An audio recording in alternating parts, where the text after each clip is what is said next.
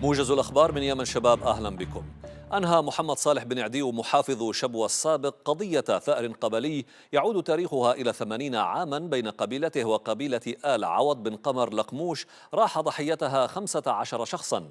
مصدر محلي قال إن المحافظ السابق قدم أولاده مصعب وأنس كمحابيس وتحكيم مطلق لإنهاء هذا الملف.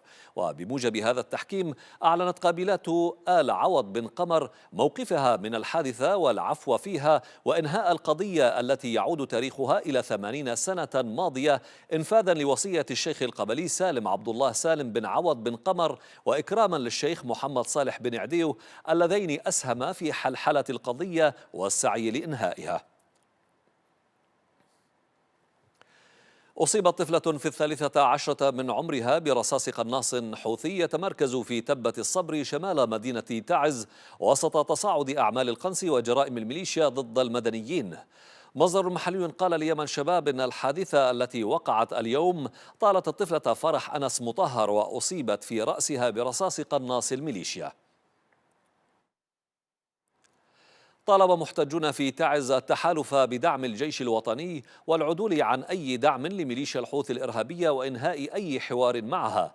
وهتف المحتجون بشعارات تدين توجه السعودية في إجراء حوار قالوا إنه سيفضي إلى دعم ميليشيا الحوثي، محذرين الرياض من أي حوار مع الميليشيا لن يكون في صالحها. كما طالبوا بدعم الجيش الوطني لاستكمال التحرير وإنهاء خطر المد الإيراني على اليمن والخليج.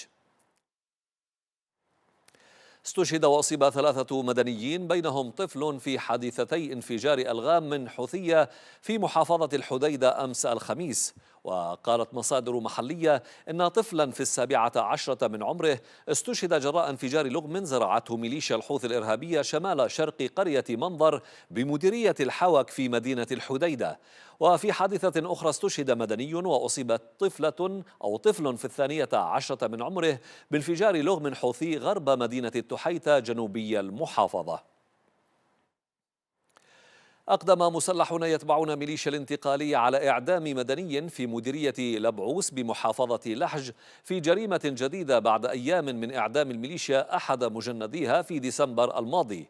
ووفق مصادر محلية فإن مسلحين يرتدون ملابس عسكرية تابعة لقوات الحزام الأمني أعدموا مدنيا يعمل سائقا لتاكسي، وتم توثيق الجريمة بعدسات هواتفهم في منطقة ذي ناخب في حادثة ضاعفت من السخط الشعبي ضد ميليشيا الانتقالي وانتهاكاتها ضد السكان.